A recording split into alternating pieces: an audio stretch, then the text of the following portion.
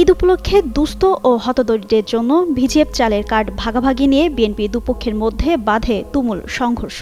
ভাঙচুর করা হয় স্থানীয় কার্যালয়। এই সময় আহত হয়েছেন অন্তত ১৪ জন। বুধবার রাতে মাগুরা পৌরসভার ৮ নম্বর ওয়ার্ডে এই সংঘর্ষের ঘটনা ঘটে। স্থানীয় বিএনপির নেতারা জানান, ওই ওয়ার্ডে ৩০০ জনের জন্য ভিজিএফ কার্ড বরাদ্দ দেওয়ার কথা। বুধবার বেলা ১১টার দিকে পৌরসভার বটিকাডাঙ্গা মোড়ে অবস্থিত ওয়ার্ড বিএনপির কার্যালয়ে এ বিষয়ে একটি সভা হয়।